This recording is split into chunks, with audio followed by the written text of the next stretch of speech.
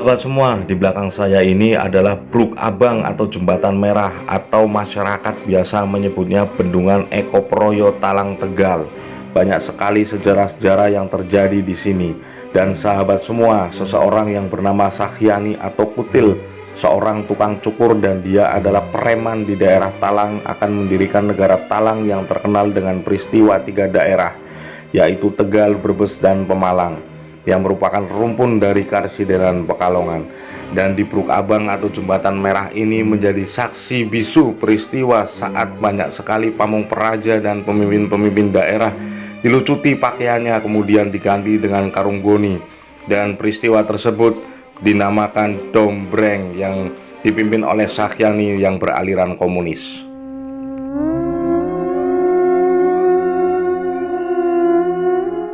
Awal November 1945 bergejolak suatu gerakan rakyat yang dikenal dengan peristiwa tiga daerah.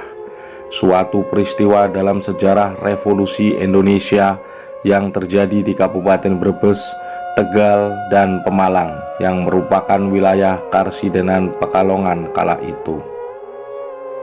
Saat itu semua elit birokrat, yaitu residen, bupati, wedono, dan camat, serta sebagian besar kepala desa didaulat dan diganti aparat pemerintahan baru yang terdiri dari aliran-aliran Islam, sosialis, dan komunis.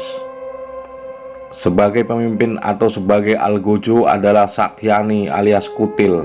Mereka dengan sengaja melempar isu-isu yang isinya menghasut rakyat, yang berdampak rakyat menaruh dendam terhadap para pejabat pamong praja dan kepolisian negara bekas peninggalan pemerintahan Jepang.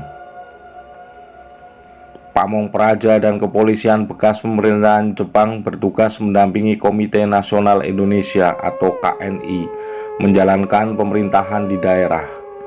KNI Tegal oleh para petualang politik dianggap belum cukup dan tidak mampu, maka muncullah hasutan dan suara-suara minir menghendaki digantinya para pejabat pemerintah daerah yang semasa pemerintahan Jepang memegang pucuk pimpinan.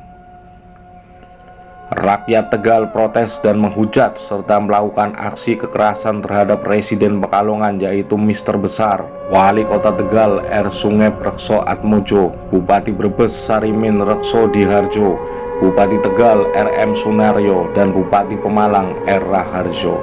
Mereka dianggap sebagai antek-antek Nika, Netherlands Indies Civil Administration, yaitu pemerintahan sipil Hindia Belanda yang dipersiapkan untuk memerintah kembali setelah Jepang kalah.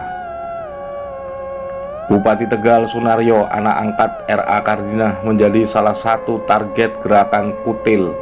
Akan tetapi sebelum aksi Kutil untuk menculik dan membunuh Bupati Tegal tercapai, Sunaryo diselamatkan oleh Mansur dari Pemuda API, Angkatan Pemuda Indonesia. Penyelamatan Sunaryo berdampak pada R.A. Kardinah yang saat itu ada di lingkungan Kabupaten Tegal. Kardinah menjadi sasaran kemarahan rakyat, didombreng, dipermalukan di depan umum, lalu diarak keliling kota dengan pakaian karung goni dan diancam untuk dibunuh. Ini menjadi peristiwa gelap bagi Kardinah, dan sejak peristiwa itu orang Tegal tidak tahu di mana Kardinah berada.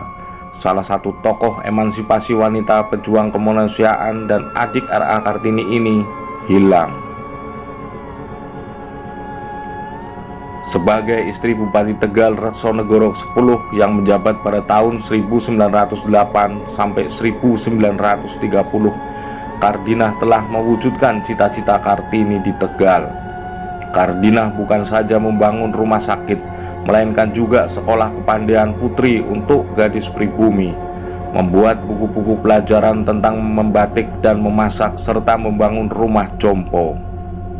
Mengingat besarnya jasa-jasa Kardinah bagi masyarakat Tegal khususnya dan masyarakat Indonesia pada umumnya, menjadikan warga Tegal merasakan kehilangan tokoh panutan yang telah menyumbangkan karya nyata dan bermanfaat bagi masyarakat luas. Peristiwa Dombreng juga terjadi di Desa Cerih, Kabupaten Tegal pada 7 Oktober 1945. warga mengepung rumah Lurah Cerih Raden Mas Hardjowiono. Desa ini tergolong miskin, namun jadi pusat gerakan radikal sejak era kolonial Belanda. Tahu dirinya diincar, Hardjowiono bertahan di dalam rumah semalaman. Bukannya kabur, pagi harinya Hardjowiono justru mendatangi massa dengan pakaian kebesarannya. Langsung saja pakaian itu diganti rakyat yang marah dengan karung goni. Sang istri yang kala itu ikut dipaksakan juga kalung padi. Kemudian diarak keliling kampung seperti jatilan dan dengan iringan gamelan yang dimiliki oleh sang lurah. Gak cukup cuman diarak, pasangan ini masih dihina dan diperlakukan seperti hewan. Mereka dipaksa minum air dari tempurung kelapa dan makan dedak. Gerakan pembersihan ini membesar dan meluas ke Brebes, Tegal, dan Pemalang dalam kurun waktu yang singkat. Sayangnya gerakan yang murni untuk pembersihan antek-antek penjajah ini membesar dan dianggap ditumpangi kepentingan komunisme. Oleh pemerintah pusat, gerakan ini dianggap bertujuan mendirikan negara sendiri. Menurut Bung Karno, peristiwa gerakan tiga daerah ini disebut dengan sebutan pemberontakan negara Talang.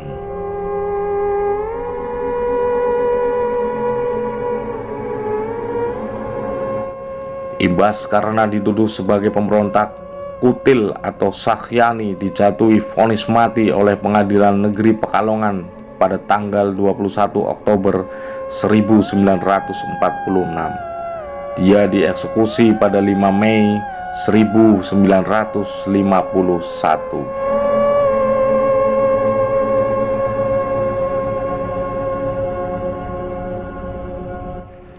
R.A. Kardinah akhirnya bisa bertemu dengan Ibu Sarju atau Sumiati Sarju, istri Wali Kota Tegal Sarju yang menjabat pada periode 1967 sampai 1979 dan mengajak R.A. Kardinah kembali ke Kota Tegal.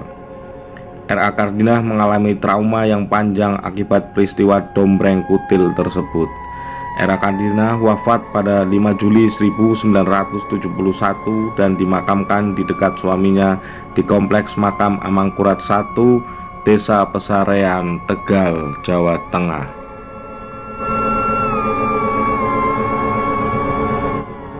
Bruk Abang, Jembatan Merah, Bendungan Ekoproyo ini menjadi saksi sejarah peristiwa Dombreng Kutil pada tahun 1945. Semoga tayangan ini bisa bermanfaat buat kita bersama. Wabillahi taufiq wal hidayah. Wassalamualaikum warahmatullahi wabarakatuh. Salam Rahayu.